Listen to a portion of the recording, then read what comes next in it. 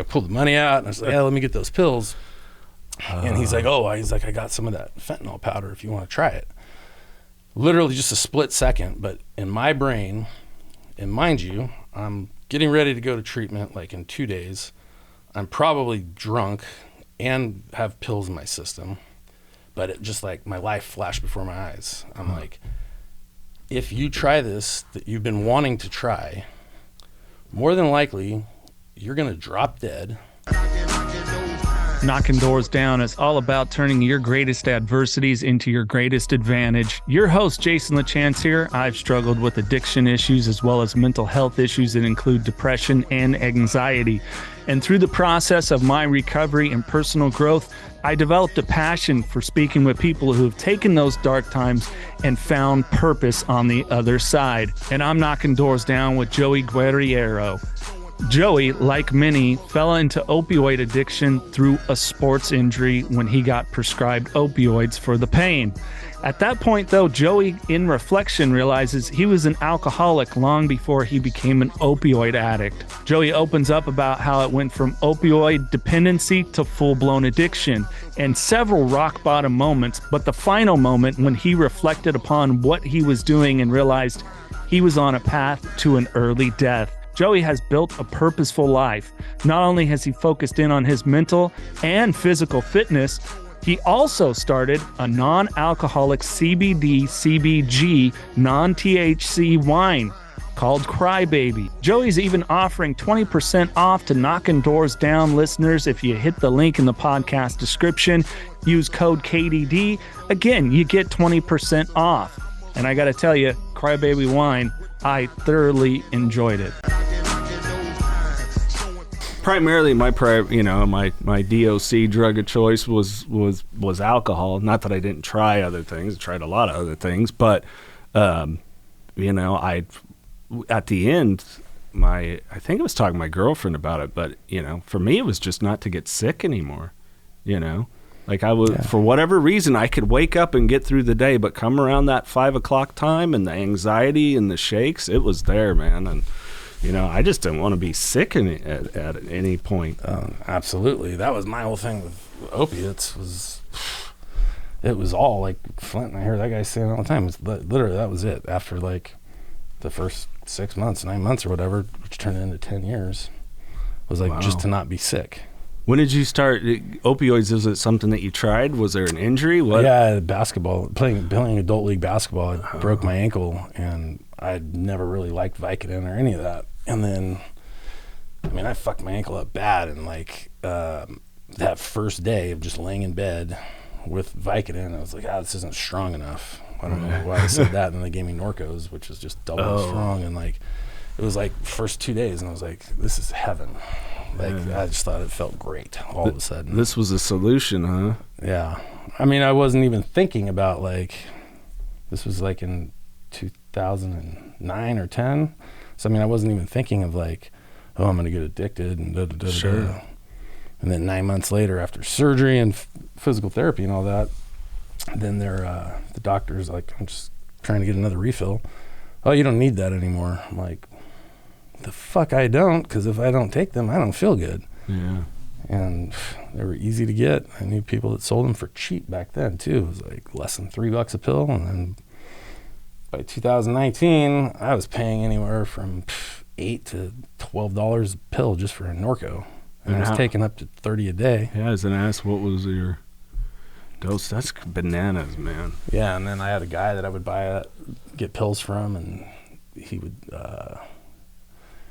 he was selling me fentanyl patches for a while that his mom was getting. She was dying of cancer, and she either didn't want them or he took them from her, one or the other. But he's like, cut a little piece off and chew on it like gum. And those were great, didn't last very long. And then he was selling me Opana pills that had a coating on them, and he's like, just get a wet cloth and wipe it off and put it in a pill grinder, and I was like, hell yeah. And I was like, wow, this is great. Just one little, two to that. And it's like, it lasts a long time. This is economical for me. Yeah, that's what I was hearing. It's interesting you bring that up is about fentanyl, the people that I've known that have used it. Like, yeah, it did, the reason I was going back so much is because it doesn't last that long. It was kind of like a quick hitter. Really? And, I think we're seeing that more. I mean, it's scary what they're mixing fentanyl with now, the trank and croc out there with, mixed with animal tranquilizers. And it's just I'd be dead for sure. Because it was really hitting the Fresno area, right when I got sober. Somewhere in 2019 is when, the little blue, they call them Roxy's. Yeah.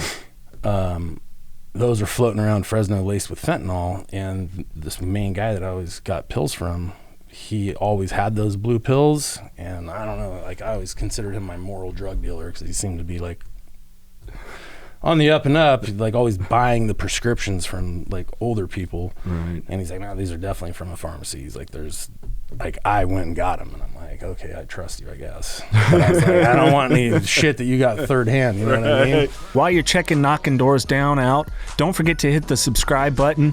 And if you get a lot out of this podcast, share with a friend. And don't forget the archive of interviews we have. Bam Margera, Brandon Novak, Kat Von D, Charlie Sheen, Edward Furlong, Kelly Osborne. The list goes on and on of amazing guests that have been on the podcast, sharing how they have found purposeful lives. Speaking of purpose, how about a lifestyle brand with purpose? 5150 LTM. That's right. Not only is it a lifestyle brand that can fit whatever it is you're trying to achieve in life, but they give back to the community. And you, the listener of Knocking Doors Down, get 20% off every time you shop at 5150 LTM. All you have to do is use the code KDD20 at checkout and get 20% off. And how does 5150 give back to the community? Portions of the sales benefit the Carlos Vieira Foundation. Their 3 amazing programs, the Race to End the Stigma, the Race for Autism, and the Race to be Drug-Free. More on the Carlos Vieira Foundation, go to carlosvierafoundation.org. The week of going to treatment, I was like, I need something to, just make sure that I don't get sick. So instead of my typical 20 or 30 pills a day, I can just, ration it out, live off of 8 or 9 a day. And then I'm going to need, probably a few Xanax to take care of the alcohol withdrawals just for that day. And a few weeks prior to that, this guy was like, he's like, dude, I don't know if you want to try this fentanyl powder or whatever. He's like, it's hella strong and dangerous, but just a little bit goes a long way. And I kept telling him oh yeah, whenever you get that powder, let me know. And so then I had decided to go to treatment. And then that's when I wanted to get just a few pills. And when I go get them that night, I walk into University Hotel right across from Fresno State. And it's just a dirty, filthy, old, cheap motel. And I walk in and he's got this really gross looking woman with him who's not the mother of his 5 kids that he has. And she's really gross looking. And she's snorting something. And I'm like, this is a fucked up situation. And I was like, I pulled the money out and I was like, yeah, let me get those pills. And he's like, I got some of that fentanyl powder if you want to try it. Literally just a split second, but in my brain, and mind you, I'm getting ready to go to treatment in 2 days. I'm probably drunk and have pills in my system, but it just my life flashed before my eyes. I'm like, if you try this that you've been wanting to try, more than likely you're going to drop dead with these disgusting people, and you're going to be dead and your family's going to be told what happened. Yeah. And I just was like, no, I'm good. Thank you. And I left. And I literally saw my life flash before my eyes, because the main reason I went to treatment was obviously to get help, because I didn't know how to do what I wanted to do. But for 6 months, I was borderline suicidal. I was going to kill myself. I thought about a bunch of different ways. And there was just no way I could do that to my parents. But that's how deep and how much pain I was in, and didn't know what to do about it. I was going to break a mirror and stab myself in the neck and make it look like an accident. Who thinks of things like that? Oh, yeah. And we have a house up in the foothills, my dad does, and I was like, there's an area up there on that 4 acres. I could just go park my car behind a rock and get my shotgun and just end it there, countless different ways. And so I was like, yeah, there's no way I'm trying that. that powder, I'm out of here. Yeah. Fuck. That's one of those, yeah. I think that's probably like your first God shot that you really got in the process, man. Yeah, no, I think it was for sure. That's bananas, man. Yeah, I mean, I found for me, I'm pretty lucky that I never overly got confronted with, okay, I tried, this once or twice or whatever it was. And then for me, like I got, when I got my vasectomy, they gave me Vicodin for pain. And of course I'm like, oh, okay, I'll have it with a beer. And I luckily got sick. Yeah, that's for me, lucky. And a lot of people are like, oh, I got sick, but I did it again. For me, that was enough. Because my rationale was like, well, it takes me like 30 of these cans of this stuff to even feel like that. So I'll just stick with this. Yeah. I got really lucky because I have family members that opioids is what took them down. Yeah. But they were to the point one, it was took his own life because they didn't see a way out, and the other was drinking with it and smoking a cigarette, passed out, and lit his place on fire. Jeez. So it's like it's crazy. And thank you for being that vulnerable to share that, because I don't think people understand that don't suffer from the disease of addiction, the insanity of it, because it is. It is. I mean, it is like so insane. Like I said, it started about 2009 or 10. I can't remember the exact year, but 3 years into it was where I was like, I was fed up with it, but too prideful and too ashamed to I always drank, and I've probably been an alcoholic a lot longer than I really thought I was, but it really compounded with the pills. And then everybody would be like, how could you take pills and drink at the same time? I'm like, how can you not? The more pills I take, the more I can drink. Like, the party just keeps going. It's supposed to be a downer. I said, well, not for me. And so in about 2013, I was in a relationship, and it was with a girl that lived in Sacramento. So like, it was like every other weekend she would come here, I would go there. And then like after New Year's, like all of a sudden she was like just ghosted me, and we'd been dating for, I don't know, 8 or 9 months. Come to find out years later, the reason she ghosted me is she thought I was drinking too much. I'm like, well, if you like liked me or loved me, like you could have expressed that and like tried to help me, as opposed to just saying I drink too much, so I don't want to see this guy anymore. But I'm like, whatever. But like when that happened, I was like, upset, because I was like, this chick's cool. It's been a really good relationship. And all of a sudden she just ghosted me. So of course the pills got worse. She didn't know I was taking pills. She just thought I drank, but it all just got worse for like another couple months. And then I heard about this miracle drug called Suboxone. Oh. And believe me, I didn't know anything about it. I just knew another fellow addict that had been getting it and said it like changed their life. And I'm like, okay, great. So the miracle's here. Thank God. And so I went to this doctor and yada, yada. And he started prescribing that to me. And I'm like, wow, this is great. I wake up in the morning, put a little strip in my mouth, put another strip in my mouth in the evening. And like, I don't need to take pills. I'm not sick. Well, obviously it turns out the exact same thing as taking Norco, Oxy, fentanyl, whatever. Like, it's just the same thing. And then they tell you not to take pills if that's in your system, because you'll get sick. Well, after a couple months, I'm like, I could take some pills here and there. Maybe I'll take a couple days off a week, and I can manage my pills. I don't have to, worry about like getting sick anymore. On a Friday morning, I would take the Suboxone, and I don't know, middle of the day on Friday, I'd start popping pills for the rest of the day and night and drinking, and never had an ill effect from it. And so anyways, I would just go back and forth. Like, I'd go like, I don't know, maybe 3 weeks really on Suboxone, and then I'd be like, okay, I saved a little bit of money. I'll just get pills and just get fucked up, for a while, for another couple weeks or something. I was going back and forth for probably 2 years or so. And you go to this doctor, and just be like, he'd ask you these questions about withdrawals, symptoms.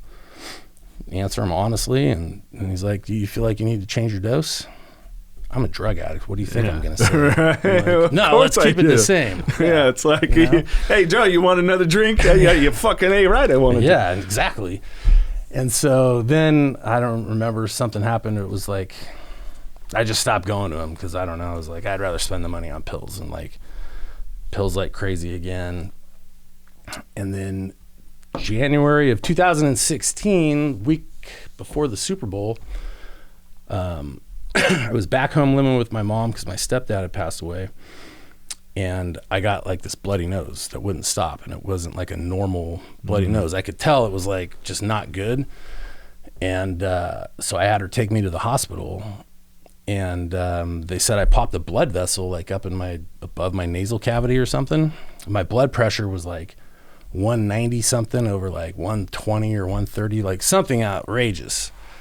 And so I did not allow my mom to come back to talk to the doctors. Yeah. You know, I'm in my mid 30s at the time. And she kind of got mad. I'm like, I don't lie to doctors, and I need to tell them some things, and you just don't need to hear them. And so I told the doctor, I'm like, yeah, I take 20, 30 pills a day, drink every single day, you know, whether wine, beer, liquor, whatever. And so they obviously told me, like, well, that's the problem here, and, you know, you need to stop. And I stopped drinking for almost that whole year, but I kept taking pills. And but I, like, tapered off a little bit. You know, this is me. That was a perfect opportunity to say, I need help because I don't know how to handle this and I don't know what to do. But stubborn, prideful, all the above, you know. Well, the not being how are you even generating an income at this time? It did at this point. It still had not affected my job. Yeah. Well, around that time is actually when it did start affecting my job. I was an insurance agent, an insurance broker, and I just kind of stopped going to the office. Like, I would work from home kind of and do the bare minimum. I wasn't looking for new clients. Right around the time this was happening, I would check in with my assistant, like, on an email and have her do some things for me. And the owners of the agency, like, showed up at my house one day because they're like, you know, are you okay? Like, no one's really seen you at the office. And, you know, I bullshitted them and was like, yeah, you know, I sneak in and out or whatever, and da-da-da-da-da. And, like, at that point, yeah, I caught up that I was, you know, my bullshit was only going to last so much longer. Right. And yeah, because a lot of people don't realize that's usually, you know, one of the last things that ends up affected, especially for men, is like our job. It's kind of like, well, when you start losing the job, it's like, oh, that's when shit's like really, really bad. Yeah. But, you know, I was a deceitful drug addict, alcoholic. Could tell a story to make, you know, family believe it. But yeah, so then it got to a point with those guys. They're like, all right, you know, this just isn't working out. Like, you know, if you're going to stay in the insurance business, like, you know, you can take your clients, you know, we're not going to fight you on that. You can have them. Or if you feel like you want to do something else, we could probably get another guy in the agency to buy your book. So I was convinced I just hated insurance. That was the whole problem. It wasn't the fact that I was addicted to pills and an alcoholic. It was just I hated insurance. So sold the book of business to a buddy of mine's brother that worked there. And it was like, okay, cool. And then I went to work for a client who was a friend of mine. Worked for him helped him run his electrical contracting business for, I don't know, a year and a half, maybe 2 years. But guess what?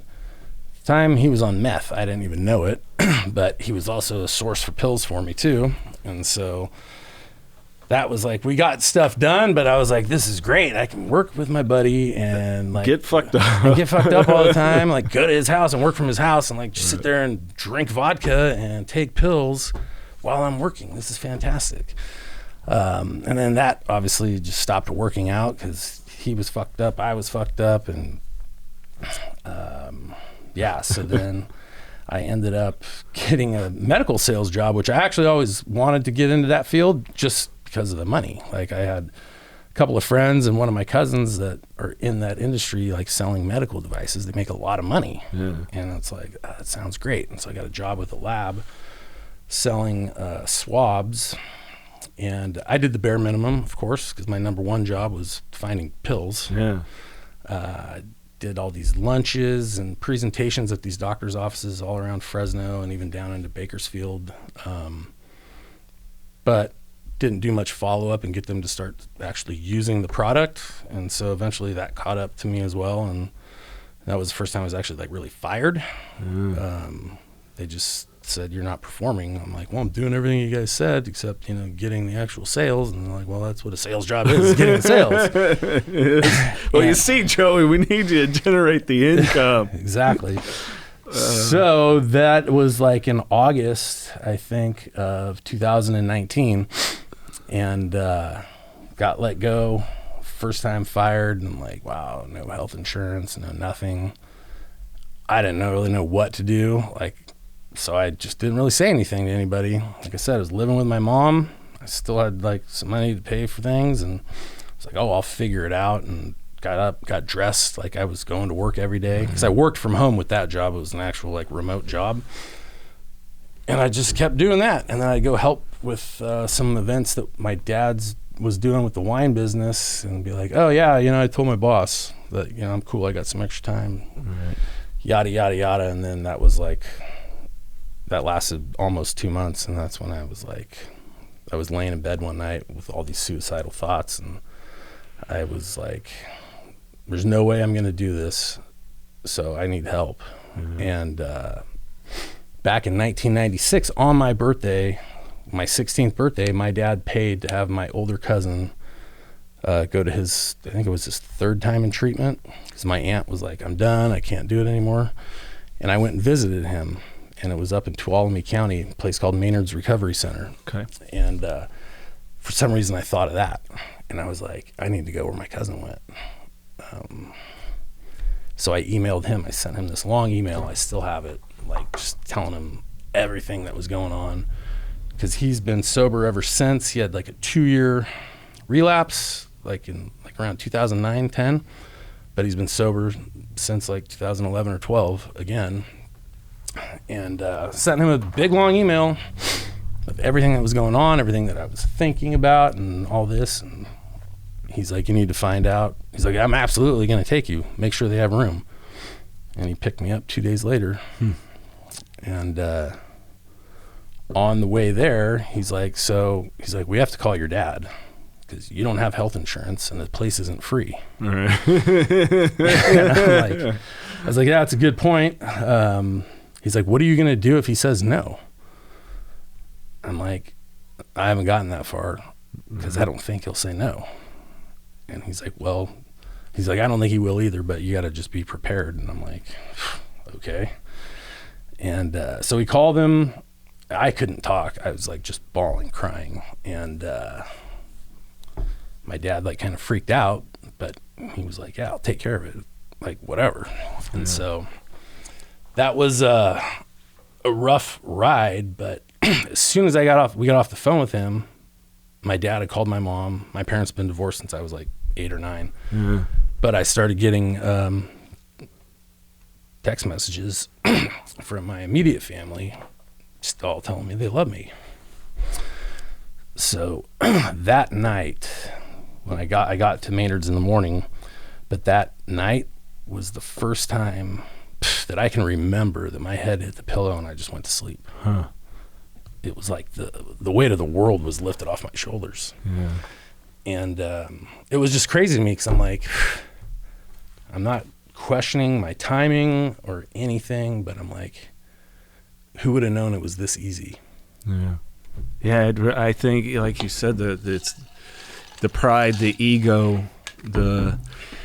I don't know about you, I kind of shared some of my childhood stuff. I felt like a burden early on, you know what I'm saying? So a lot of that carried through, and so for me, like any other addict, hey, this, oh, okay, grabbing the can, and there it goes, and that switch has been flipped. And it's just, where do you think, looking back, other than maybe you shared the, cousin that addiction, so potentially predisposition within the genes or family and so on, but what was Joey kid? Because I look at you now and I'm all jacked, and were you? That's my new addiction, is fitness and healthy living, and so much better, man. Yeah, but as a kid, did you feel like an outsider? Did your parents' divorce have an impact on you in reflection? I mean, you know, because sometimes there's all that infighting between your parents, what sucks. Yeah, no, like that. I finally started therapy about 2 months ago, and that was actually like the number one thing I wanted to do when I got out of treatment.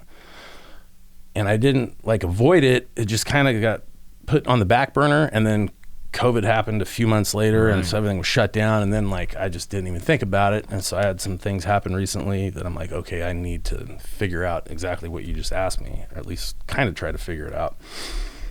So I'm working on figuring that out. But yeah, I mean, my childhood was pretty good. Like, we were a normal family. Like, I don't know, as I was growing up, I thought we were rich. I mean, we weren't rich, but like, right. You know, we were spoiled, had everything we wanted. But yeah, my parents fought a lot. Which is then, you know, getting divorced, like I said, when I was like 8 or 9. But they co-parented before that was even a word, as far as I can remember. Like, we were with our mom on the week, dad on the weekend. So guess what? Weekends were with dad. That was always party, fun, like whatever. He liked to party, and but you know, he yelled a lot. Like I mentioned, I think before we started recording, a real life Tony Soprano, that's my dad. The full-blooded Italian. Exactly. And he looks and sounds just like him. He screams like him, yells like him, but at the same time, he loves you and he'll do anything for you. That said, can you tell anyone what gabagool actually is? Exactly. Yeah. I don't know. I can't even give an explanation. It's like a sausage, a salami. Yeah. I'm got like people that, what's gabagool? I'm like, I don't know, prosciutto or something like that. It's you know, close. It's just like salami that's just like spicier. Just funny. The gabagool, people always, what the hell is it? Googling, you know. Yeah, and then you can't spell it either, because I don't think it's spelled how it sounds. What was that, The Office? Yeah, give me the gabagool. Yeah, exactly. Like, all right. Sorry to say, man, I had to throw that one in. No, absolutely. That's actually my dad's favorite one of those salamis. He was just telling me the other day he was eating it, because he went to New York last month, and he brought a bunch of that stuff home. I'll be damned. Okay. But and he's from there originally. But yeah, like it was kind of traumatic, but it wasn't like a lot of verbal abuse, but like that was just normal to us. It was normal to him, because that's his background and where he came from. But looking at it now, it's like, yeah, that's probably not like, people don't really talk to their kids like that, especially these days.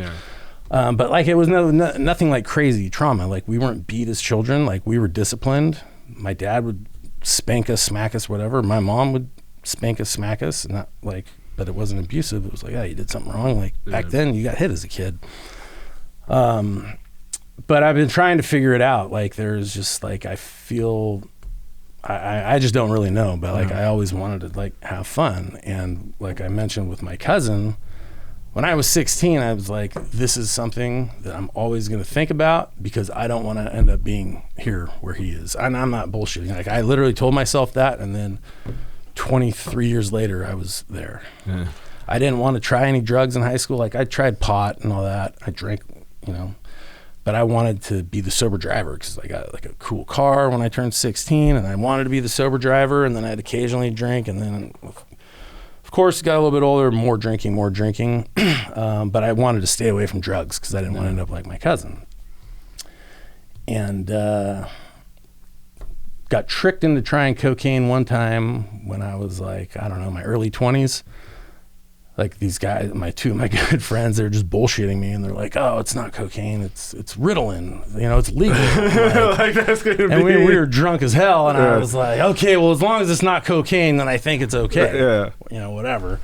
But tried that and never really liked it. And then I ended up doing cocaine a few times, like in Vegas here and there, and it was always like when I was just like really drunk, so it was just like whatever. The first time and only time I ever did cocaine, whoever had the vial ended up spilling it on their lap, and we're at this party, I mean, well-to-do people, so here it is, like this dude, he's got his hot wife, she's snorting the line off my buddy's, essentially where his dick would be, and I'm hammered, and I'm like, okay, and so my reflection of it was, I got paranoid the first time. Like, I had a nice Saline Mustang, we're in San Francisco, I'm peeking out the window like every 2 minutes, like somebody's stealing it, and I'm like, so I already paranoid, which I hate being paranoid, and I'm already doing this drug off of essentially someone's dick with just a layer of fabric covering it. Yeah, I don't think I'm going to do that again. It wasn't like a cool story. Like, some stripper's ass cracked. No, it's my buddy because he spilt it, and here it is, this guy's wife that I believe even I would have to ask my friend. My recollection was he told me, hey, yeah, they're kind of in an open marriage, so be careful. And they were eyeing me up or something. And I'm like, okay, all this too much. Yeah, that could have been turned into a lot more. Yeah, I'll stick with the booze with the old guys that sit there, you know, or whatever. So yeah, no, exactly. Like that's, I mean, I look at it as like, luckily, I was like, I didn't really like it. Yeah. And so like I said, a handful of times, but again, I was always stay away from drugs. And then one time on a Sunday, probably around that same age, early 20s, I had a group of my buddies all lived together in a house, and we're like hungover on a Sunday, all hanging out, watching golf or something, and gonna have some beers. And one of my buddies was like, oh, here, dude, why don't you guys each take a Vicodin? And I'm like, tried that when I had my wisdom teeth pulled out, and it made me sick. And he's like, just try it. And I was like, all right, whatever. And I took one, and it was just like, whatever, like made me really tired. And I was like, I definitely don't like those. And then again, fast forward like 5-6 years later, just 1-2 days laying in bed with a broken ankle and just popping those pills. Like, who would have known? And I went from like saying, I don't like this, I don't want to do drugs, to like, oh, I need this because I need the pain to go away, because, you know, God forbid I just lay in pain like I'm gonna frickin' die or something. And then that was it. Yeah, that's the I don't know if it's irony per se, but the really scary thing about this disease, you know, and you're talking about it like by the time the ankle's broken, you're late 20s? Yeah. Okay, so late 20s, so brain's fully developed at this point. For me, my alcoholism, people don't believe, like, I was the guy that got people home in high school. You know, I didn't drink, you know, Dad was an I said the same thing. I'm never going to do this. And then at about 22, coming out of my shell, I started working in radio, and, you know, I want to talk to women. At that point, it was always usually somebody I knew for a long time, or women that hit on me. You know, I'm like, I want to be a little more outgoing. And it's like, okay, here's the solution. Fast forward 26, 27, 28. You know, it started to get off to the races real quick. Yep. In reflection, then I didn't think anything of it because I was around a bunch of people that it seemed really normal. That's what we were all doing, so it's normal, you know? No, for sure. That was exactly what I did. Like, all my friends, everybody would drink on Friday, Saturday nights. Like, cool. For me, I don't know, like in my mid-20s, it started, well, Thursday nights sounded like a good time to drink too, because, you know, Friday's a little easier at work. You probably get out of there early, like whatever. Thursday's dollar beer night. We're going to save some money. Yeah, so it went from Friday, Saturday to Thursday, Friday, Saturday, and then it's like, ooh, Sunday night baseball's on. You like to cook, get a couple, you know, people to hang out and cook a nice dinner and have some drinks. Well, shit, then the next thing you know, you're drinking every day. Yeah. And like... it's just like looking at it now, it's just like what the lack of self-awareness just in general, and I'm just like grateful as hell every day that I'm like the blinders are off, and like I don't consider myself to be like this enlightened individual, but I think at a certain degree I kind of am, because we're all programmed to behave certain ways. When I was in treatment, I think it was the second day I was there, and like we were going to the class. And that treatment center is fantastic because there's no bullshit. There's no real downtime. But anyways, somebody mentioned like, yeah, we're going to go into programming. I'm like, why do they call it programming? And then they're like, because we're all programmed. And so they're going to like reprogram us. And I was like, bullshit. You can't program people. Like, that's the dumbest thing I've ever heard.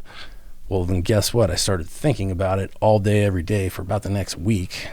And I realized every single behavior that we all have, we're programmed to think and act certain ways, and that's from the way we celebrate things to the way we handle, you know, sad situations, to the way we just go about our lives, and food choices, beverage choices, just in general. Like, it's not intuition that tells us to go to McDonald's and get a double cheeseburger and to go to In-N-Out and to go here and there. Like, no, it's convenient and it's easy and it's in your face. Yeah. Well, it's just the way we got.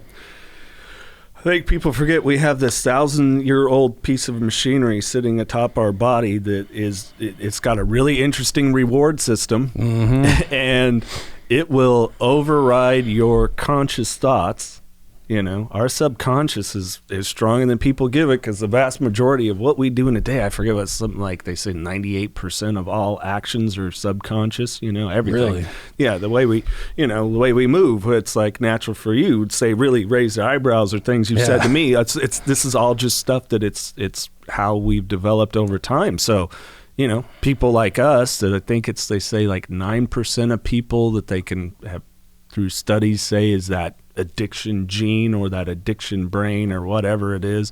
Our reward system learned this over time, or as it's passed down with lineage, you know, it's how it is in our body. I mean, I've tried to lift weights, eat like crazy, get to what yoked. It doesn't work. I'm built like this. It just is. That's just how it is. You know, I can gain some, but I'm not getting up to like a good 210. It's just probably not naturally not going to happen, you know. I can't consume enough food.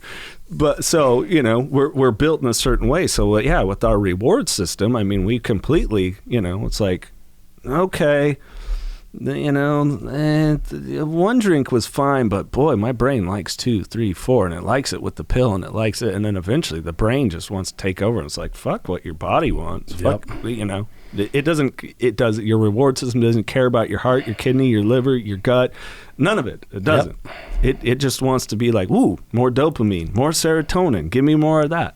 And we become so subconscious with our addiction. Like you're saying, you showed up at a hotel room, some lady, you know, just whatever, gacked out of her mind, some shady dude you've never met. You know, I don't know. I think that desire for that reward system, that's how strong it is to take over, to just, you know, I mean, because like reflecting, I mean, we can admit it now, driven drunk. I have paid the price for it.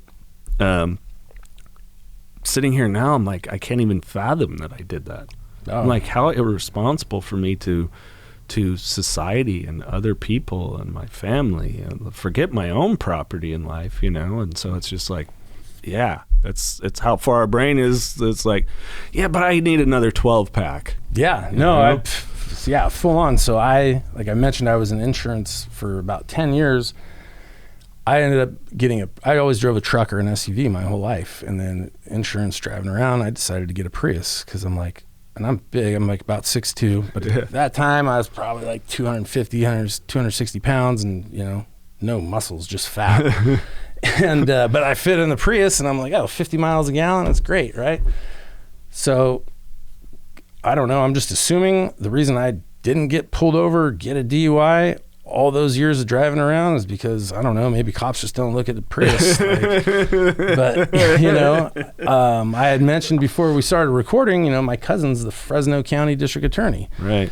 So I realized, like, after I got sober, I'm like, wow, like when I would go pick up this guy in a horrible area of town, this guy who like had just been out of prison recently, and go to the west side of Fresno, which is a not so good part of town, so he could go buy some pills from somebody he knows so he could get back in my car and sell them to me, and then I got to take him.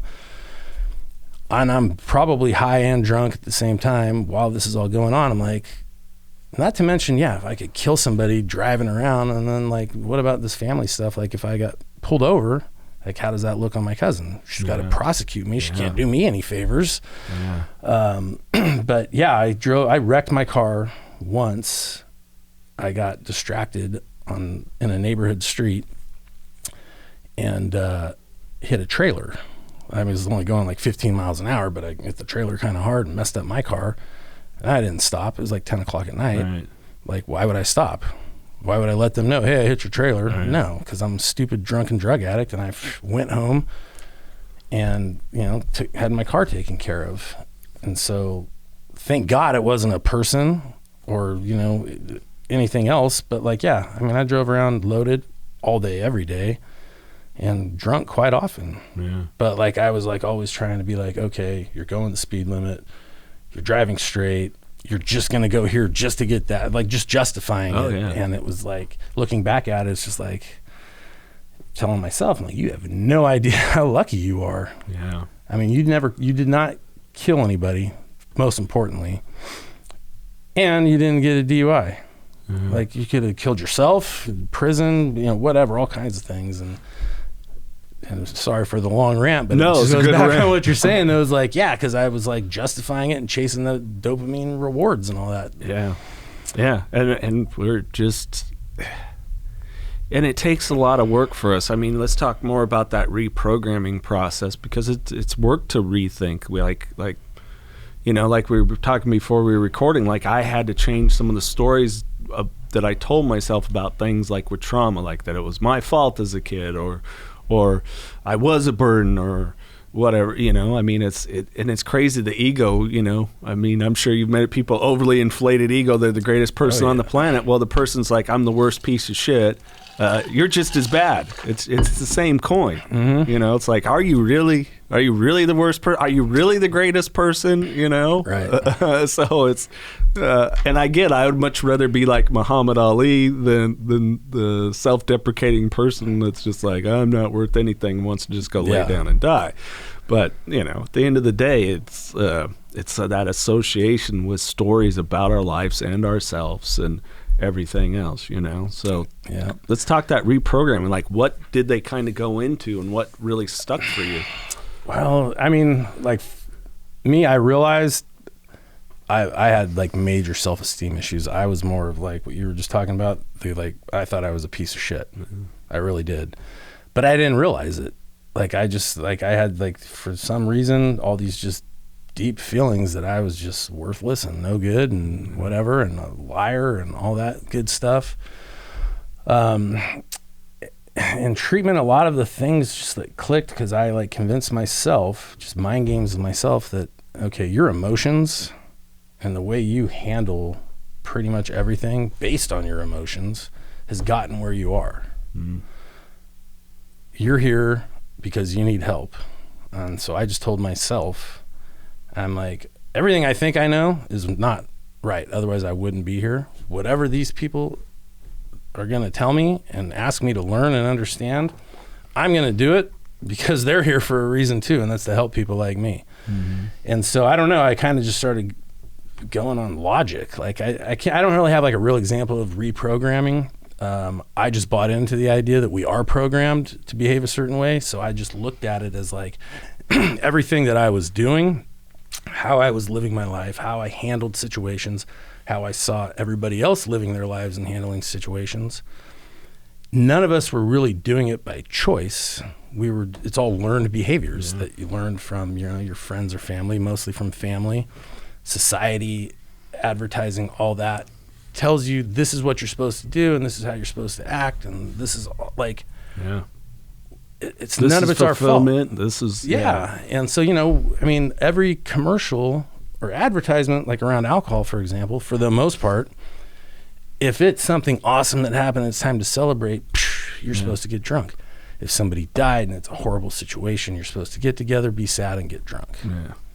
Like, that doesn't really make much sense to me. And it doesn't make anything better. No. Well, and that's the crazy thing about it too. The people that like advertising works is because it does. I mean, you know, I can drive past from when I go to work there in Fresno at Parents and Addicts in Need, 15 booze signs on the way there. You know, at least. And it's like, you know, hey, this was the thing that was taking me down in life, and I'm still getting advertised with the chick with the big rack, and it looks like good fun, or you know, have your Bud Light with your whatever sport you're watching that weekend. I mean, it's just so freaking entrenched. Mm-hmm. And especially for guys, we were talking before, that like sports. I mean, watch a show, like watch a game, how much it's there. You know, it's constantly up in our face. Yeah. So these things that we're sold, this is happiness, not just alcohol, but life in general. It sticks up here. And I had like I was like really nervous once I left treatment about like just every scenario, situation that I would be in, any activity I wanted to do. Like, I'd never really done anything sober. Like, as an adult, it was always like, oh, there was always alcohol. Right. And I just told myself, well, whatever it is, like, if you're uncomfortable situation, then you can just leave. Or, you know, you don't think it's going to be that fun. Well, you're not going to know unless you try it, whatever it was. Well, guess what? Every single thing that I went to and that I did was way more fun than it had been for years without the alcohol. So simple little things like that, like, help me reprogram my brain, because I'm like, wow, I thought all this time that I was supposed to get drunk and be high on pills to have a good time. Wasn't true. And I think a lot of people in social situations and whatnot, you know, most people are not alcoholics. Yeah. But there's a reason they're drinking, and that's because they don't want to be there. Yeah. And somebody tells them, you know, I mean, society just says, well, you're at this situation, so you need to have some drinks. That doesn't make sense to me. Yeah. So, again, I don't go around telling people what to do. And I mean, we're in the wine business. My family, we sell wine, real wine with alcohol in it. But like, I'm not about prohibition for anything. But like, let's just actually inform people so they can make informed decisions. And you know, everything they've done for like drunk driving and all that stuff, like, that's great. But like, believe me, I have no solutions to anything. These are just my ideas. But it's just like, instead of like telling kids that like alcohol and drugs are bad for you, they're gonna kill you, like, actually explain it. Like, starting at whatever age, like, it should be in the curriculum. No, you're right. A couple hours a week. I mean, the kids are in school for a long time. Yeah. Start just letting them know, just so they can decide when they become of age to consume whatever. They know what possibly can happen, because none of us with this addiction gene know we have the gene until it's too late usually, right? So forget the addiction part. It's just like, these are actually the long-term health and consequences. These are the behaviors they can, like, whatever. Yeah. I mean, that would be great to me if we could start doing something like that. I always half joking say every school should have a 12-step program. And I don't mean it like, I agree with hey, that, here's an A, but 1,000%. just those premises there. You want world peace? Yeah. Indoctrinate the whole world with the 12-step program. Yeah, right. I'm serious. Oh, I agree.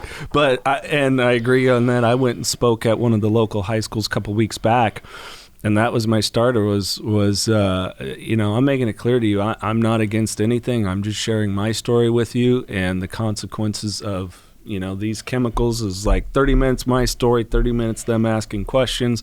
You know, I said the only thing I'm really against is like what's going on with fentanyl and being in everything. Just know it's getting the drug supply for everything. And if you're thinking that like pot's harmless, no, it's not like when you and I were in high school. It's like the THC count is crazy. Kids are having psychotic breaks with the amount of THC that's in some of this stuff. And I said, I'm just telling you, it doesn't mean it's going to happen to you. I'm just making you aware. Right. You know, this is what I went through. These are what these things do. You know, I mean, like you're talking earlier about like Suboxone, a common, you know, harm reduction thing, getting somebody out, and, you know, the goal should always be a taper off, in my opinion, absolutely, towards abstinence, what I believe in, and some people long term. I mean, I'm talking to someone that was on methadone for like 7 years, and I'm talking a young person. It's like, why would you continue to want to be strapped and live in your same 2-block radius, you know, because you can't go anywhere with methadone. You forget your methadone, you're fucked. Yep. No, you go out of town. You know, you can't. I mean, the Suboxone too. If you forget it, like, Yeah. it's a prescription. Like, it's more accessible than methadone. But yeah, if you forget it and you go out of town, you're screwed. Yeah. And like what you just said, like having your hand straps, like that's what like I realized like when I got out of treatment, because like when I got there, they put me on, I don't remember what it was, some kind of medication to handle the alcohol withdrawal. Yeah, would it be? It's okay. Go ahead. I'll probably come to me. Yeah, and then Suboxone, but guess what? It was for like 3.5 or 4 days. Yeah.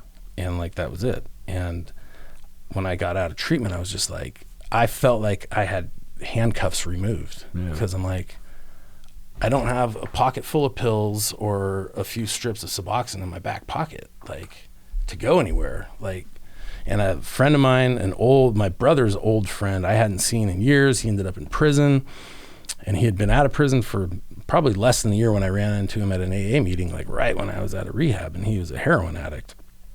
And he told me he was like on Suboxone, and he was kind of doing what I did. He was going from Suboxone back to heroin, back and forth. And then last I heard from him was December. He had 6 months of sobriety, of this most recent December, but of total sobriety, no Suboxone or anything. But like he was having trouble understanding the idea of getting off Suboxone. Yeah. And I'm like, yeah, man. I'm like, you know, you got to do whatever you want to do. But for me, once I was just completely free. I'm like, you recently got out of prison. Like, that's what I imagine getting out of prison feels like, is like literally not having to worry about like reaching for a bottle of Fireball guzzle or a bottle of pills or Suboxone just to function. Like, just to not have to worry about that is like the most freeing thing ever. Yeah. Well, and I think a lot of, like, you talk about this guy having trouble wanting to get off of that. I mean, the psychological factor of all this stuff, you know, I mean, you know, this is when it goes from usage to physical or chemical dependency, and then the physical side of it all, you know, into full-blown addiction. It's like psychologically it's tough. Like, even my dad will tease me to go and visit, and I'll fizzy water or whatever it is, and oh, that's your new thing now, huh? And it's like there still is something about that motion, the crack in the can, hearing it, something carbonated, you know, it's all still there. You know, it's something that it's a demon I got to keep at bay. Yeah, you know? no, I mean, I eyeball, like, if I see a prescription bottle on the counter, like, or hear that shake, I still like see it, like makes my ears perk up, but like I have literally zero desire to grab it, but like my mind goes, I wonder what's in there. Yeah. And it's just like, because I mean, I used to have a prescription bottle, I don't know, about that round and that tall, and I could fit like 40 Norcos in there. I could tell how many are in there by shaking it. Like, I wouldn't even have to look at the bottle. I could just shake it and be like, I think I'm gonna have to start texting somebody to find some more soon.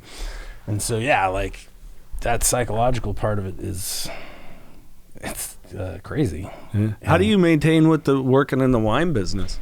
How do you kind of keep your, like, people, have you tasted this one? No, I have not. Yeah, like I've done 2 tastings, like, with one of our winemakers where, like, I mean, this was recent, just like in the last couple months, where like the way you're supposed to taste wine, like put it in your mouth, swish around, and then like spit it out.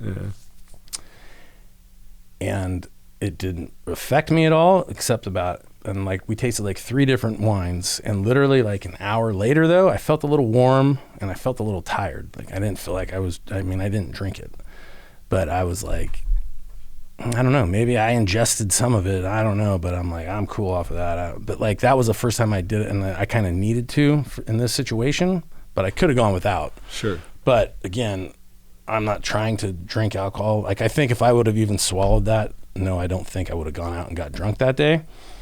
But I'm not trying to, I don't want to ingest that shit, because ethanol is poison. It's not for human consumption, but yet humans have been drinking it for thousands of years, and they're going to drink it forever.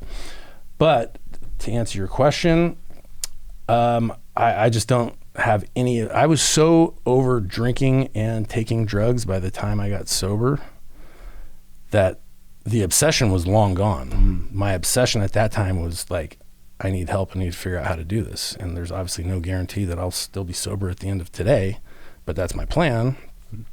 But I don't know. It's just, I'm thankful to God that I just don't really have any desire. So being around it, and I tell people, like, when we're doing trade shows with the non-alcoholic wine and the real wine, and we're doing tastings, and they ask me questions, I'm like, explain it best I can with the real wine. But I tell them, I don't drink. I quit drinking over 3 years ago, and leave that for you guys. You guys look like the wine experts, not me. Yeah, right. I had a situation, one of the MMA events I do, ring announcing, I always get like a tonic water with the lime. That way people leave me alone and don't try to, well, no, they brought me a vodka tonic. And of course I took a big old swig in there. I'm pretty sure I spit most of it out. I'm freaking out. The ring girls are there like, are you okay? I'm like, they brought me a vodka and tonic. Oh yeah, booze is gross. I'm like, no, I'm in recovery. Like, it just like, texting my sponsors like, bro, you're okay. Yeah. You didn't break your time. This wasn't on purpose. Like, how did the rest of the night go? I go, well, immediately in my head, I'm like, boy, if I finish this thing off, anybody that does know I have a problem, they're already probably drinking here, and I could probably totally get away with it and sober up before I even got home to my kids and girlfriend and everything else. Wow, I could really get away with it. And then it was like, but I'll do it again tomorrow. Yep. And it'll get worse. It'll go from 1 drink or 2 drinks to 10 to not coming home. So he's like, hey, played it out, you're good. And isn't that amazing how we can play that out in our heads, though? We have to. Oh, of course. I mean, that's a great thing. And I think there's so many people that are not in recovery or that don't even have a problem. They don't understand, like, that's how our brains operate. Yeah, because I think we did so much planning of how to get our stuff that now we have to have the alternative of how we're not going to go down that road again, you know? No, for sure. Like, I mean, I'm sure mine was, I guess, a little more simple because my drug of choice was sold at every convenience store. As simple as, okay, I can grab some on the way home or hide it in the trunk, and when the kids go to bed, then I can go and I can have my, my 6-pack or more usually, or whatever it was. But yeah, I think we have to put that same energy now into these little things. The reprogramming, like you said, like for you, fitness, man. I mean, you're saying 250 pounds and it was obese, and now I mean, damn, man. Yeah, now I'm a lot different. I don't need to throw my stats out there, but yeah, a lot different. But I started doing that just by I wanted to move around. Right. Like I broke my ankle and started the whole thing with pills. Playing basketball. I mean, I wasn't in great shape then, but I was in decent shape and played basketball 2-3 times a week. So once that injury happened, for 10 years, I didn't do really any physical activity. And guess why? Because I was always taking pills and then I was telling myself, oh, you don't know, maybe you'll have a heart attack if you try to exercise with taking Norcos, which, just whatever. But yeah, I just started went to the gym just to go do 10 minutes of cardio, and then a few days later I'm I'm gonna lift some really light weights, and then the next thing you know, I was like, wow, I feel a lot better with this blood flowing and this and that. And I got gout really bad when I was drinking, and then I actually got it when I was in treatment. After a week of not drinking, I got it pretty bad there. So I'm okay, they say that that red meat and shellfish and this and that and all these things that cause gout. So I'm changing the way I eat. Not because I want to slim down and get fit. It's because I don't want gout. Right. And then I just noticed eating really clean, which people say healthy eating. It's just eating clean. It's not eating processed foods. And exercising. I was and not obviously drinking and taking drugs. I'm man, I feel really good. All those years chasing those drugs and alcohol, thinking I was feeling good, just to wake up and feel like shit and then do it again. I'm yeah, you can do this every day and just feel good all the time. And so it just progressed from there that I was I'm really addicted to feeling good. That's why I'm an addict to begin with, I think. Yeah. And I've just kept it going ever since. And now it's every 6 weeks I do this in-body scan where it checks your body fat percentage and how much lean tissue you have and all this good stuff. And so it's become kind of the challenge of self. And I think a lot of people don't understand, or maybe they make that judgment because they haven't put the energy to go down the road of physical fitness, changing their diet, changing what they eat. I hate the word diet. Yeah, I don't like that word either. Yeah, it's okay, whatever. Of that personal challenge, this is you against you. People might go, oh, it's such vanity and what. No, that's a you against you thing. Yeah, no, for sure. It's not vanity. And actually, I mean, that's what I've been telling people for a while now. It's it just goes back to that whole thing of feeling good and seeing everybody else around you just, with their blinders on through life, just eating and drinking and consuming things that we really shouldn't be eating as a society. And they're on medication for this and medication for that. But just to feel way better than them is that's what has me doing this. The looks, that's just the bonus. That's a the byproduct. Fact that I look, I had people that did a trade show in New York in February, and 4 people over the weekend. One was an older guy, who was telling me he was rides his bike a lot. He's asking me, he's so after we got done talking about our wine, he's so what's your workout program? He's you look really good. I was almost fell down. I was really, do I? And 3 other people, the 2 older women, they weren't hitting on me. They're just asking me questions and telling me how good I look and this and that. And a lady at Sprouts a couple months ago, it was last year sometime, I was standing there filling up a gallon jugs of water, and this lady's just wow. She's I don't want you to think anything of this, but you are gorgeous. I was what? Thanks, and I'm wow, that's really nice of you. But Thank she likes you. Italian men, I guess, but the whole point is I guess you make your body look good, that's great, but to make your body look good means you're going to be feeling good. Well, and I think that the outward, and I did notice this, like when you pulled up, it was, this was our first time meeting in person. You had a nice smile, a nice presence, and there really is, I think, all of that goes with it. And I think people subconsciously, when you are around some man, woman, whatever it is that takes care of themselves, there's a different energy there. And I encourage anyone, if they have a situation where they're interested in maybe going down a path of you or someone along that, or hell, I don't care what it is. I don't look at a guy that has maybe the Mercedes I want or something and go, screw that guy or dad. But I go, if I have a conversation with him, I'm going to ask him, how did you do that? Right. Check it as knowledge. Like, take it as an opportunity of knowledge, I mean, that's what we do in recovery in general anyway. Stick with the winners, right? Yep, absolutely. We don't latch on. If we're 2 months in, we don't latch on and try to ask the guy that's 2 days in for all the knowledge. We're there for them, but we're going to attach to the 5, 10, 20-year people, to get that. And so, for me, it's like, now I'm curious, like I am, like, what's the diet? Okay, maybe I do sell myself short. Maybe I can get up to 210. I think you could. So, dude, it was tough. Dedication. I can tell you that. I was when I don't. I'll waste the listeners' time. No, it's a fun story. So, gentleman, still a good friend of mine, natural bodybuilder. Him and his wife, fitness. And when I was in Monterey, they owned a Max Muscle supplement stores, and I have a great clothing line too. And he, whatever reason, took to it. And man, I was benching like 80 pounds, like nothing, And so my strength really went up, and I was eating like 4,000 calories a day. I mean, I was packing it in, and I think I gained 10 pounds in 6 months. Wow. Now, granted, any of the fat that I did have went away quick. Right. I'm an ectomorph. I'm built that way. I can burn it off. But yeah, like the actual, by putting on muscle. Oh, yeah. Strength went up. My energy was up. Definition was nice. But yeah, building muscle. Oh, yeah. It takes a long time though. But yeah, it sounds like my body's the opposite. Like if I started eating 4,000 or 5,000 calories a day, I mean, like even if I'm still training every day like I do, I guarantee you the fat would just kind of start coming back. But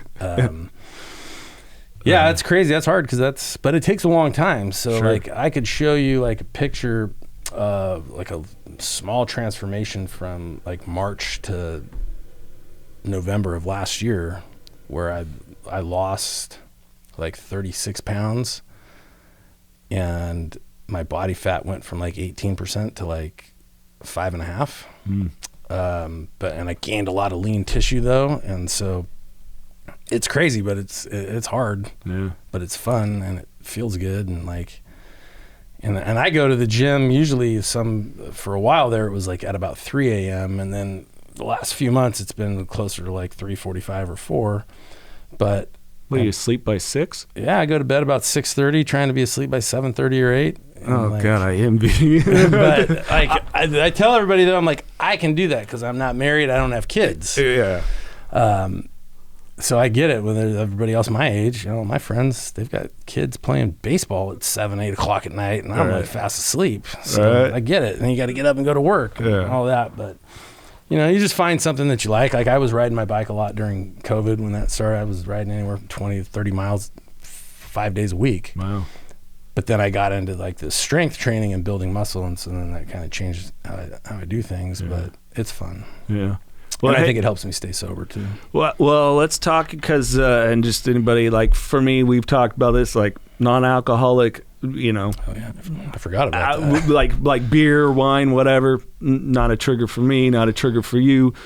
So we are going to enjoy some. You did bring some of your wine. The yes, sir. CBD infused.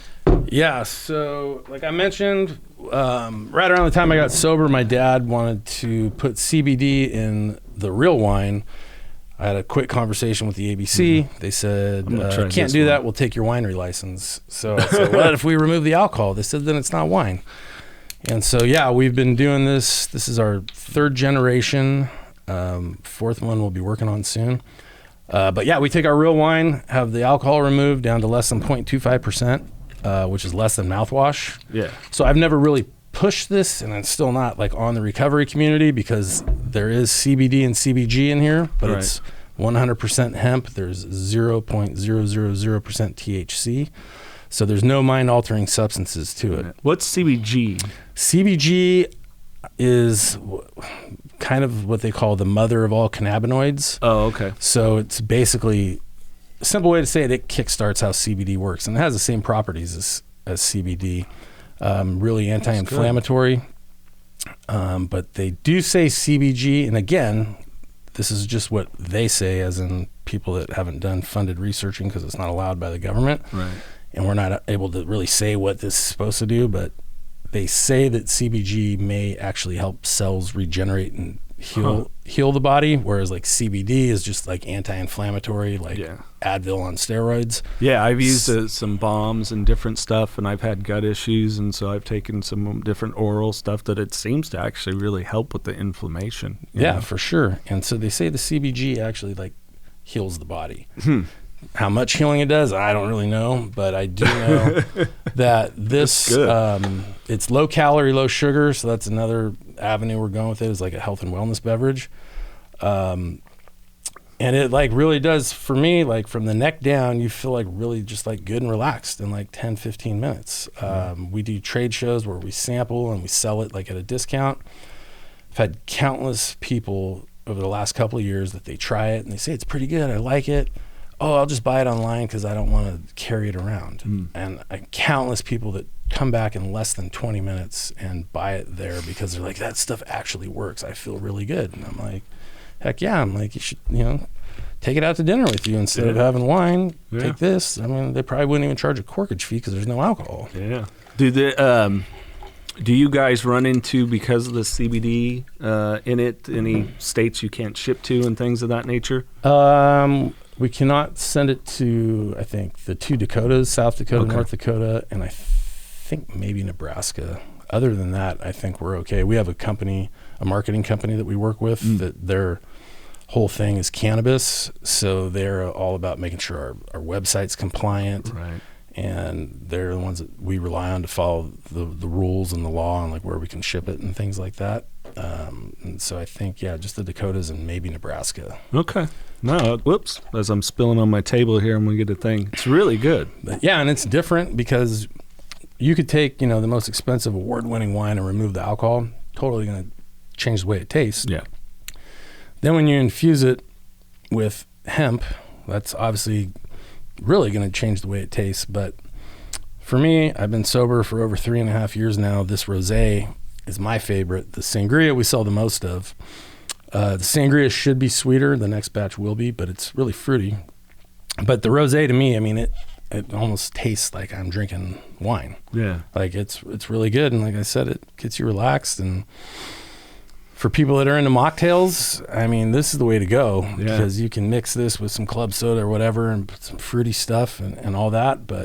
Or if you just feel like having a glass of wine without getting drunk and still getting, feeling relaxed, crybabywine.com.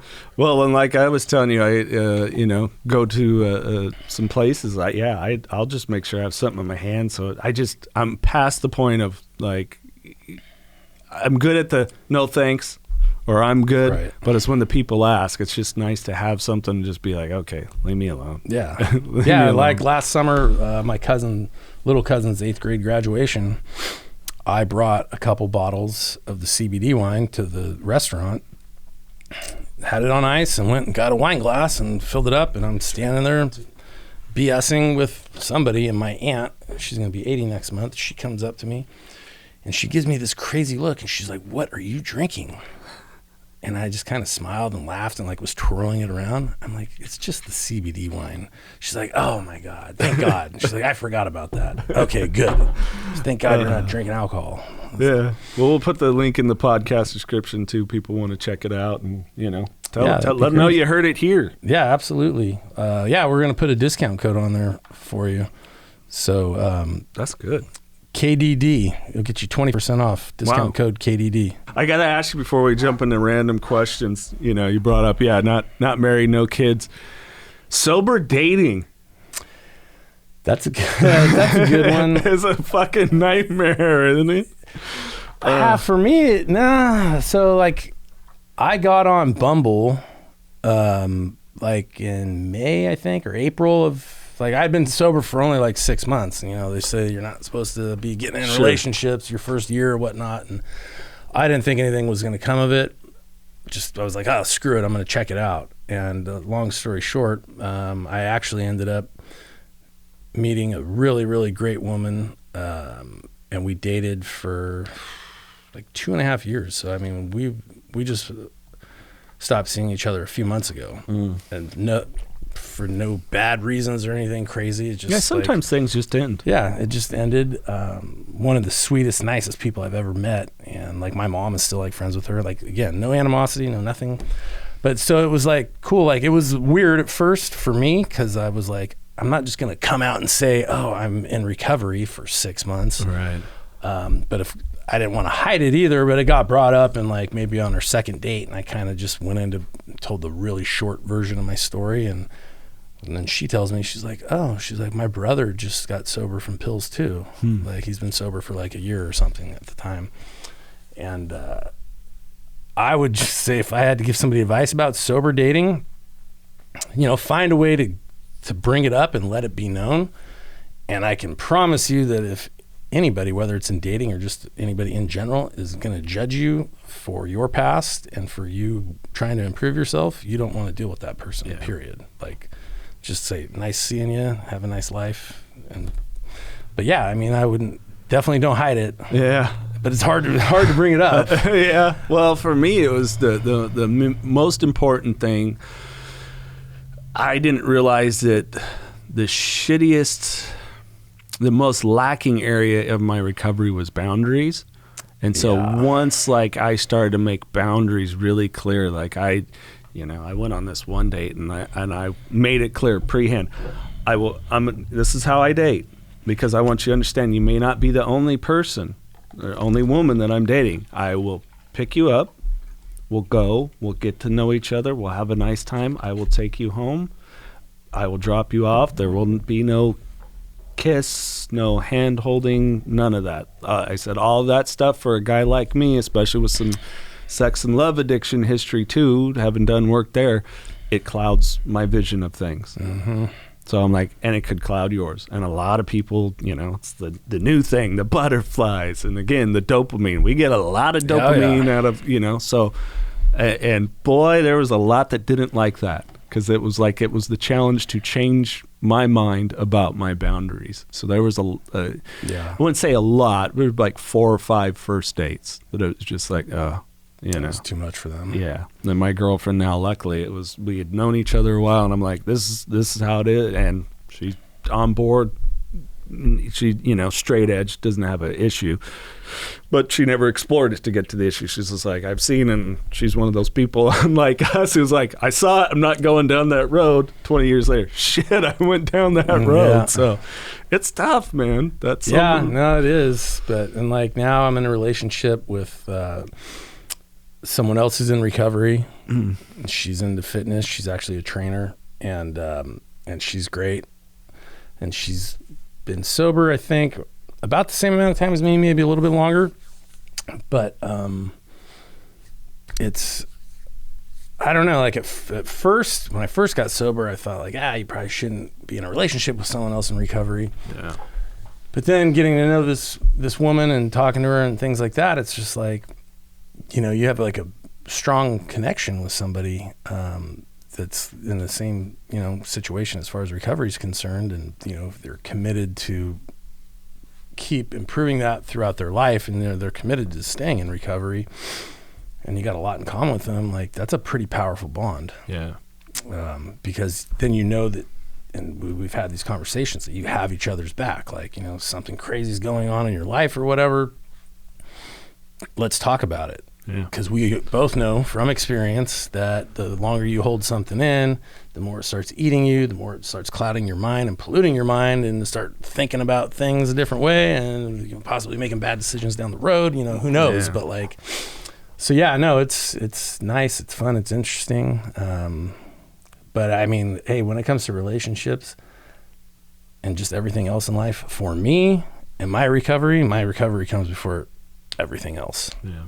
because I won't have a relationship, I won't have a job, I won't have a home. And the craziest part about being in recovery and I'll be 43 next month, I keep realizing every cliche that you heard as a child that some adult told you as you were growing up, they weren't cliches, they were truths. Yeah. And they're not bullshit. And, we all think we know better than everybody else, especially when we're young and like teenagers. And it's like, no, like they were actually telling us that stuff because they just wanted you to get it. Yeah. And so. Yeah, probably a lot of it, and I think now as an adult is the, look, trust me, you'll get it someday, Yep, no, that's the best one. Sooner the better. Yep.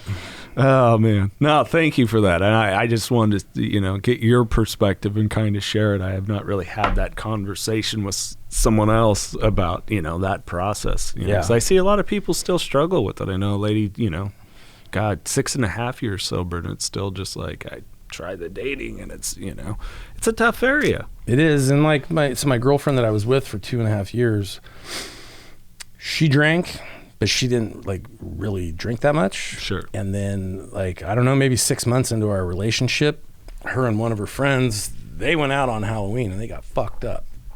And they both woke up the next day and said like, I'm not drinking anymore.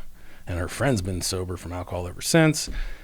And my old girlfriend, she like, had a few cocktails like on each holiday. Sure. Like not getting drunk, not partying, whatever. And so like, if you can find someone who, they don't have to be in recovery and they don't have to be sober, but it would probably be very hard. I don't think I could do it. Be in a relationship with somebody who was like a drinker. Oh yeah. No, I mean, statistics show if you like, let's say you have one person gets treatment or whatever it is, gets sober, and the other doesn't, that relationship will fail or that person will go back. It's just the way it is. Yeah. It just is. 'Cause it's too much of that environment. I had to learn that too. Getting to know different people, and then one in particular, I came to that realization, like, and it wasn't like a crazy drinker or whatever, but there were a couple situations where it's like, yeah, I'm sorry, this isn't going to go anywhere because of the state that you're in. And I know maybe for you it helps you relax and now you're being flirty, but for me it's an altered reality, thus sorry. So I just learned that. I'm like, I don't want to be involved with someone that drinks just for me. No judgment on someone, just doesn't work for me. Yep, same thing for me. And it's like, there's a lot of people out there that don't drink. So, and I think there's a lot more sober curiosity going on. I think so too, because our online sales for our CBD wine in January and February were like crazy. Like they dipped in March because they were up so high in like January and February, which, we literally was just like, because dry January is the only conclusion we could come up with. And so, yeah, I mean, again, people can drink all they want, do whatever they want. Just if we could help inform people, educate people to make informed decisions is really the goal. Yeah. And I mean, I just wish the government would help out with that, but you can't really trust them to do anything, rely on them to do much. So who the hell knows? But it's just, I wish that there was a way just to help people make informed decisions. That's all. I'm with you. That's a whole nother podcast.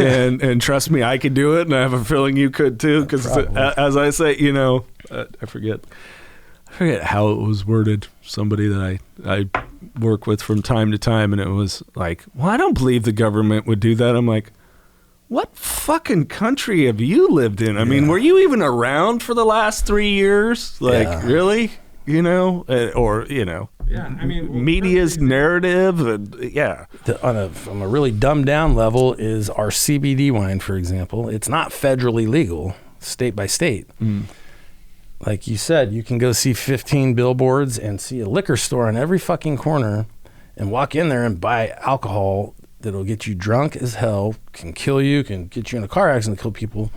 But the federal government says that you can't have this, which is not a mind-altering substance, which most certainly will not kill you or cause you some kind of disease. It may or may not have some beneficial properties, but it's most certainly not going to kill you or harm you. But the federal government says you can't have that. Yeah. what the fuck kind of clown world is this? We're still attached to the war on drugs, which was a failed thing. And if people really educate themselves in it, is you realize it is a big, long ruse. And it continues to be. Yep. I know. Yeah, because it's, I mean... Anyway, again, a whole nother podcast that we probably get fired up, So, hey, it's time for some random questions. Of course, brought to you by 5150 LTM. Couldn't do the podcast without them. Click the link in the podcast description. Use KDD20. You get 20% off year-round. Of course, always watch for specials. They got the summer special coming up as the weather's changing. I guess we're going into spring, not so much summer, but got all those specials all the time. So, check it out. All right. If you could play any one superhero, who would you want to play? Like be somebody's superhero? Yeah, like, so if you were a pre-existing superhero, like, and you were, say, an actor and you got to do it, play the role of a superhero. Which superhero would I want to be? Yeah. Oh, God. Superman, I guess. Can do it all. Can do it all. Yeah. All right. I just had to ask. Yeah. No, I've never thought about that before. I thought. Well, these are Joey. These are the real life questions. I know. This is changing the world. Stranded on a deserted island. You could have one movie and one music artist's greatest hits. What are they? One movie would be probably Caddyshack. Classic. Musical artist, he's dead, but like Sublime. Oh, that'd be cool. Yeah, that'd be a good greatest hits. Because that can kind of go all over the place depending on the mood you're in. They got a little bit of slow stuff, more of it's more amped up, but like... You're kind of really speaking, because we're about the same age from like our younger years for sure. The Sublime for sure. and I Caddyshack. still listen to them all the time, Sublime. Oh, yeah. Caddyshack... definitely a lot of memories of watching a movie I shouldn't have as a kid. Yeah, no, exactly. Right? So I grew up watching it at an inappropriate age, but it's funny. Wow, classic stuff. Pet peeves, stuff that just annoys you. I don't really get road rage, but what really just annoys me is people just don't know how to drive. Yeah. Like that just really because I drive a lot, so every day just people pull out in front of you. They're turning on a red when you have a green. Like that's my biggest pet peeve. Yeah. Oh, I know. My favorite one is so where we're at, a lot of freeways. Is the people that get on the freeway at like 40 miles per hour. That's right. That's 1A or 1B pet peeve. It's like, can we just bring the speed up just a little bit, just a skosh? My God. All right. Last artist that sticks out then. Last song. Oh, actually though, I think it's called "The Spins" by. Mac Miller. Okay. My girlfriend likes that guy, so I'd never really listened to him until recently, and I was like, that's a really good song. So I kind of actually intentionally put that on when she's in the car. All right, there you go. Get some points too, right? Yeah, exactly. Got to get some points. Tell me about maybe like we both like music, maybe a unique concert situation or something you've been to. Frank Sinatra. Frankie, baby. Yeah, huh? Frank Sinatra. You do have the Italian dad, don't you? Yes, sir. So yeah, we were in Vegas. And like my dad took us there. My sister was probably 7. I was like 12. My brother's 13. And Frank Sinatra was playing at the MGM Grand, I think. I still have the ticket somewhere. But yeah, we stayed an extra night so he could take us to see Frank Sinatra. My stepmom took my sister to go buy like a dress. My dad took my brother and I to go get like suits or sports coats or something. But, growing up and driving around with my dad all the time and him listening to Frank Sinatra, we liked it. Yeah. And so still that was actually the best concert I've ever been to. I've been to a lot of concerts because it was just really cool being young, not the kind of music anybody else really listens to. Right. And he was old at that time, but it was pretty awesome. He's still Frank up there, right? Yeah, he was. He had his Jack Daniels and he was smoking a cigarette too. Cigarette the whole time, right? Yeah. I mean, Frank was great, but there's a lot of bullshit he said too. Right? Oh yeah. All right, this is the floor is yours. Any advice or knowledge you want to drop? Maybe somebody that's struggling, maybe it's a loved one they have that's struggling, or just just in general. For me, I know I have no regrets about like how I got into recovery or the extra time that it took. But if the only thing that's holding you back from asking for help is that you're embarrassed or ashamed, just ask for help, because every single time I tell somebody in recovery, and I volunteer that information a lot, and I throw out how long it's been. I mean, like, and it's not because I'm bragging. I just feel like if I'm going to bring it up, I'm just going to say it. I get people stop me from talking to interrupt me to tell me, congratulations, that's awesome. So, and it feels really good, especially when it's a stranger that you don't know. Like, they're not bullshitting you because that's not your initial reaction, is to say congratulations to somebody, usually. So, like, I think it's genuine. So my point is that, yeah, if you are struggling and that's the only thing holding you back, like, just ask for help. Because I tried to do it on my own multiple times over like a 7-year period. Couldn't do it. And just ask for help and just want to do it. Because, I mean, if I can recover, then anybody can. I promise you that. This is the Knocking Doors Down podcast, featuring celebrities, experts, and everyday people who have overcome adversities, including addiction, mental health, and trauma, to live purposeful lives. And that's what Knocking Doors Down is all about.